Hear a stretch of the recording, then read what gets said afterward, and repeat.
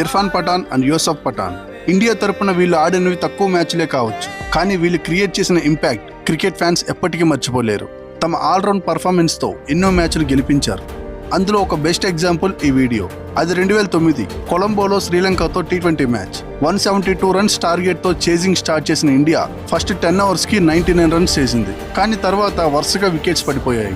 ఒక స్టేజ్లో India 15 ఓవర్లకి 115 runs చేసి 7 వికెట్లు కోల్పోయింది. గెలవాలంటే ఇంకా 5 ఓవర్లలో 60 రన్స్ కావాలి. ఈ పొజిషన్లో ఇండియా మ్యాచ్ గెలవడం కష్టమని అందరూ ఆశలు వదిలేసుకున్నారు. కానీ అప్పుడు బ్యాటింగ్కి వచ్చిన పఠాన్ బ్రదర్స్ శ్రీలంక బౌలర్ల మీద రివర్స్ అటాక్ చేశారు. ఇద్దరు కూడా పోటీ పడి 6లు బౌండరీలతో విరుచుకుపడ్డారు. ఒక పక్క ఇర్ఫాన్ పఠాన్ 16 బాల్స్లో 33 రన్స్ కొడితే, మరో పక్క యూసఫ్ పఠాన్ 10 బాల్స్లోనే 22 రన్స్ కొట్టాడు. ఇద్దరు కలిసి 8th వికెట్కి కేవలం 25 బాల్స్లోనే 59 రన్స్ కొట్టి ఇండియాకు ఒక థ్రిల్లింగ్ విక్టరీ అందించారు. పఠాన్ బ్రదర్స్ బ్యాటింగ్ నచ్చిన వాళ్ళు తప్పకుండా లైక్ చేసి కామెంట్ చేయండి.